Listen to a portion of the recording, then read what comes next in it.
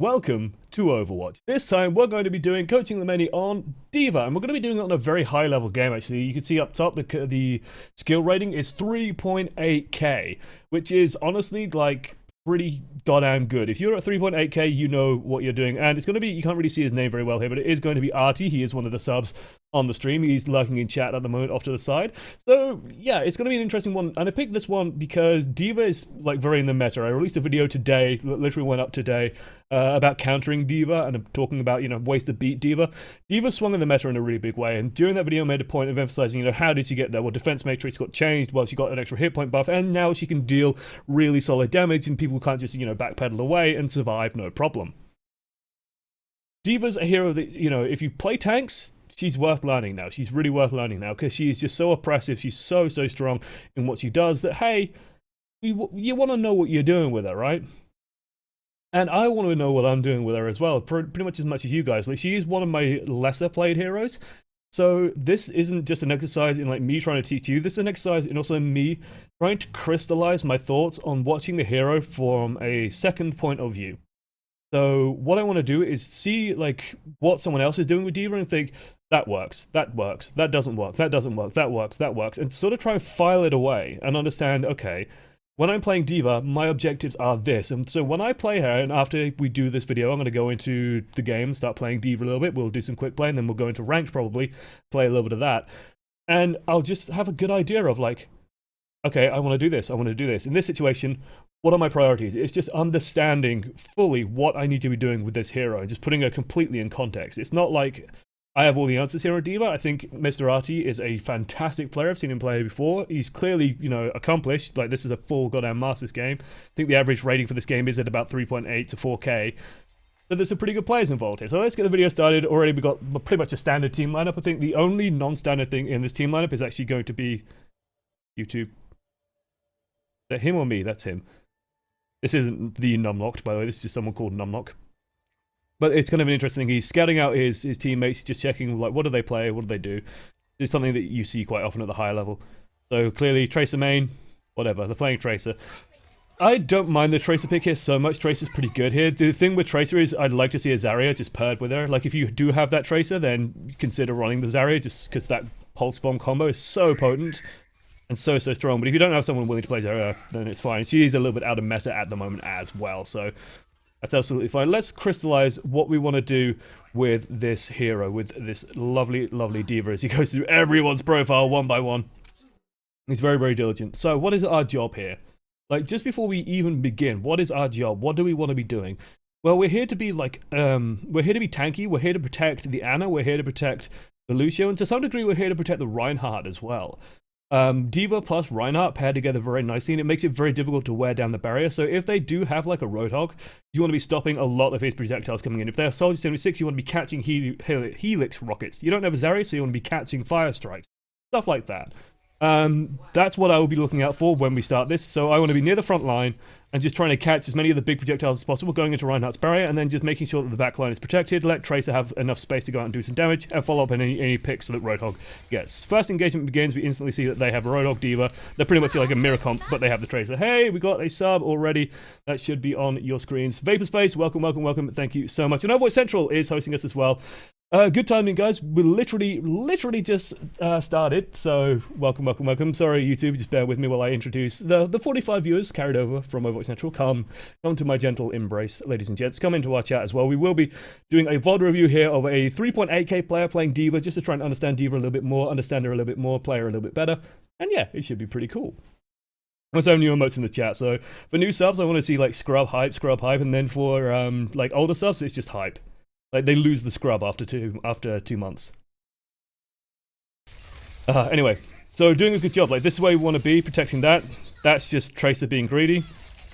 That's their Tracer now being an annoyance because you don't have any backline defenses. I'm perfectly fine with this decision, with D.Va pulling away, because remember this thing I talk about, like, the roles? Like, understanding your roles, understanding what you want to be doing. What you really want to be doing as D.Va is you're like the mobile, more flexible tank. You're not necessarily the one that has to be fighting on the front line, although you are very good at pouring damage into a Reinhardt barrier. But once your Tracer goes down, who's going to be like on the backline duty? It's not going to be Reinhardt because he has to tank the front line. It's not going to be Roadhog because he's a bit slow at doing it and he's better just shelling away at the enemy tanks, trying to get a pick on D.Va, trying to get picks over the well, for example, doing that kind of stuff. So I'm perfectly fine with this decision for D.Va to pull away while Roadhog does this kind of shit and gets these kills. Otherwise, just trying to block damage coming through with the hooks.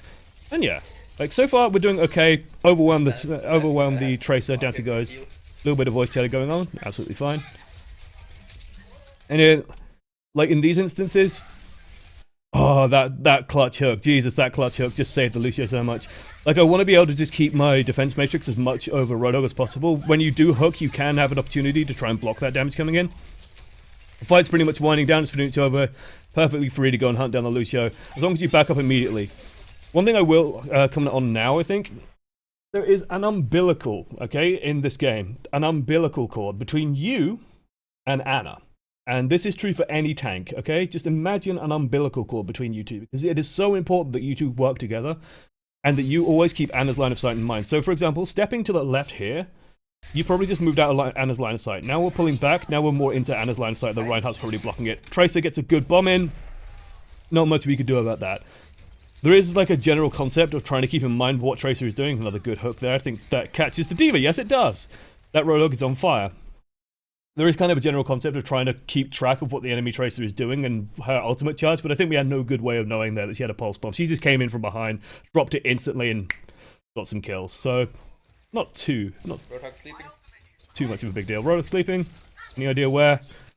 Communication, guys. Don't just say things. This is actually like one of my mini rants. Don't just say things. Don't just say, my good friend Valkyr does this all the time. He says like, soldier low, soldier low. Not really info. Soldier low at back, soldier low at rear, Roadhog sleeping, small health gazebo. Like, info, callouts, locations, those are helpful. Otherwise, everyone just goes, well, I can't see it, so it's not my problem, and then doesn't sort of adapt to go and deal with it. Anyway, I like this positioning over here, because you're not in danger of getting hooked into anything stupid. If you do get hooked, you can just drift back, and your defense matrix, like, the defense matrix is a tunnel, and it's best when it's not being like right at the enemy. It's best when it's sort of being pointed across your team, right? Because then it's just like a big rectangle block, not just a square, right? That makes sense, right? I'm not crazy for thinking that. It's like it's an oblong shape, okay? So it's got more space, more surface area if it's like that way than that way. That makes sense? I hope that makes sense. So being here to cover this, I'm perfectly fine with it. It's also just a better place to shell out damage.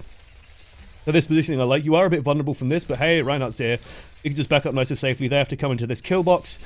You're perfectly fine with Ana as well. Just got to keep an eye on there. There goes the hook. Defense matrix. No, he dashes in. I would have defense matrix that. Just because that would have probably guaranteed that our Roadhog wins that fight. And you could probably... what I would try and do, like this is the ideal situation in my mind, is you defense matrix in front of him, block the shot, turn, defense matrix behind him, and block the Ana healing. Like, that's starting to get a little bit advanced, but one thing as a tank that you need to keep in mind of when you have an enemy Ana on the team as a tank, one of my mini priorities, so-called, is trying to body block Ana as much as possible, the enemy Ana as much as possible. Like trying to, if you're burning down a target, find a way to get a barrier, for example. If you're playing Winston, if you can put a barrier between Ana and the tank that she's trying to heal, that's a free tank kill. Absolutely free tank kill.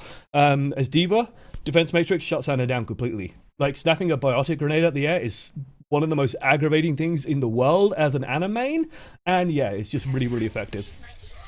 Anyway, we still get the kill, doesn't matter too much. This is overeager. This is clearly, I've got my ultimate, oh shit, I better use it. I don't like it, and I fall prey to this. I fall prey to this a million times, so let's just step back and watch this while I talk. So I do this a lot myself, where it's like, shit, I've got this bomb ult, I better use it for something. Maybe I can get a kill, Never works. Like, 3k plus, it never ever works. It's better off just keeping it so you have a free mech to just, like, instantly heal yourself for 600 hit points in the next team fight. And maybe zone them out and maybe block the bombs. Like, that's what I will be trying to do with that. Let me have a sip of water. Like, in that case, it was clearly just running forward, let's try and get this on them. And, like, for example, Ana could have sleep darted, and then Rodo could have left click and then just blown you up, and then you had to bomb in a bad location, they just back off. You bought yourself, like, 5% maybe on top, but if it's a big team fight, you get blown out your mech, you probably buy yourself even more time. You'll actually see that later on a better use of the bomb and like a cleaner use of the bomb. That one was just a little bit rushed, but just general concept of don't be afraid to hold on to the bomb for an ideal opportunity. Like, that is definitely one of those ultimates that is worth holding on to. That one's a little bit annoying. Like, if the Roadhog, if you are close enough to the target with Defense Matrix, sometimes Defense Matrix just doesn't catch it. So the Reinhardt seemed to get annihilated. Even though the graphics showed that, hey, you blocked the damage. It's just like, just watch this. Defense Matrix blocked it, but he still died. When you're close enough, you can break through it, basically. Here we go, Roadhog lands a hook. Your Roadhog is on fire. Numlock doing a superb job there. Absolutely wonderful play coming out of him. Good, just backing up. Stay near your Ana. Always keep in mind that your Ana is your most high priority. Keep protecting your Ana. The Tracer probably wants her, so let's keep an eye on that Ana. And again, just keep an eye on her. Nice and protected. Hey, Tracer. Hi, Tracer. Good. Like, because the team fight had devolved into this big brawly scrapple around all over the place. No longer are you thinking in terms of, okay, I need to be on the front line. Now it's, I need to protect my healer from the flanker. As long as you and Ana stay together, you will never die, because you can protect her, she can protect you. Tracer's no threat anymore. He lands a sleep dart, you get an easy kill. Point sticking up for a clean win here on the well in Ilios. Now they have to push into this. You've got a Reinhardt in a good location. Probably the worst decision we're going to see get made all game. For a number of reasons. Again, just like a panic ultimate. You have full defense matrix. You have whole hog coming in. You've got a Reinhardt with nano boost. Why drop the bomb? Why drop the... Like, chat, give me some UK ults for that one. Because Jesus Christ, Archie. I think you knew that the moment you did it, but just don't panic. Put your defense matrix up. Block that. Let Reinhardt do his job. Instant, easy, clean win. Luckily, Tracer comes in, gets a clutch there. Luckily, they stagger their ults enough that you can defense matrix this. Just go chase down the soldier, make sure he can't do any damage. And then you disconnect. Feels bad, man. Yeah. Artie, okay. Like, just ignore the disconnect because it doesn't matter. Let's just skip over this. I'm amazed that he sent me gameplay footage with a disconnect. But the surprise is... Good job, chat. Good job, chat. The surprise is this. That they actually win it anyway, so it doesn't matter too much. He's already done his job. He stopped the Solid 76 ult doing any real damage. The Reinhog, the Roadhog, didn't manage to do too much either. So yeah, that feels better. General, like, I'd say when you have your bomb, be very hesitant to use it when overtime is looming, just because it's one of the best ways to break overtime, because the enemy, like the amount of games, and I'm sure you've had this, Artie, as much as I've had it, where like everyone's trying to get to the payload and stay on the payload and just sit on the payload, and you drop the ball on it, and then everyone just runs off it, and then the game ends because overtime ticks down. Like, that to me is such a powerful tool, and it's exactly the same mentality I have when I'm playing Reinhardt and I have an Earth Shatter towards the end of a game and overtime's ticking over. I know that they're all going to desperately try and clump on the point, so you just set up for a perfect ultimate. Don't rush to use it. Don't rush to use the D.Va bomb. D.Va bomb is something that I think you should be very careful when you're using, and honestly, I like to think of kills on it as a bonus. Like, that is my mentality to it right now. I don't know if I'm completely wrong on that or completely right on it, but it's how I view it, is that it is basically an instant heal. It's a bit like using Winston ult as a heal. Not like using, it's not an aggressive thing that you try and win games with, unless you have a combo with it, unless there's an Earth Shatter, unless there is a Graviton Surge, unless there is something comboed with it. You are just using it to heal and to zone, not necessarily to get kills, because people don't really fall for that anymore. Anyway, he manages to reconnect in time, wins the game anyway. Baby. How's our gaming? Welcome back. Thank you so much. 3 months in a row, absolutely beautiful. As we get set up here on this nice and lovely map. No team changes, no need to change the team. Went really well last game. Let's have a sip of water.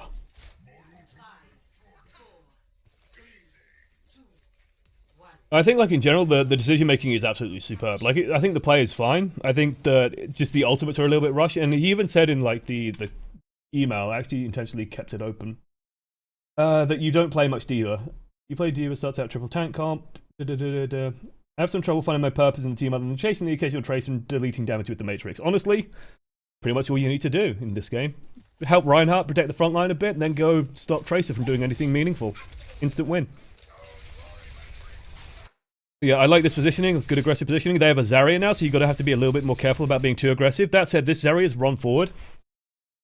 Let's talk a little bit about advanced team lineup stuff, because this Zarya is so ridiculously vulnerable to Roadhog. So ridiculously vulnerable to Roadhog. Like, she's caught in a funnel. Roadhog can just fire his hook into anywhere in this goddamn ramp, and she will get caught, killed, instantly removed. So honestly, I'm kind of fine with that positioning, just running forward, baiting the Zarya, almost baiting the Zarya in. They're also running a Winston now, so they've changed their lineup, right? They were running Roadhog, Reinhardt. Were they running a Reinhardt last time?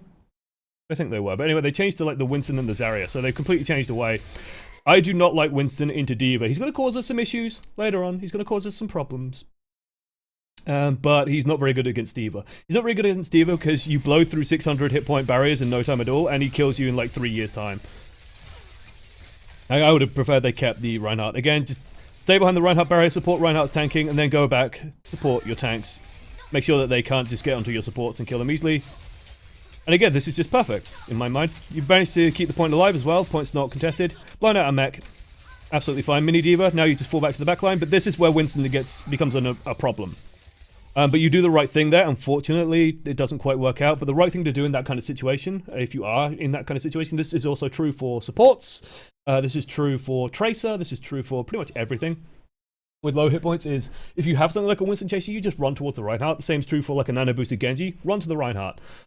Because what he can then do is he just starts swinging. And then he could just deal a lot of damage, generally kill whatever's chasing you down. As Mini D.Va, Winston's going to be our nightmare. Like, Winston's job is to hunt us down, basically. They've taken the point, being annoying.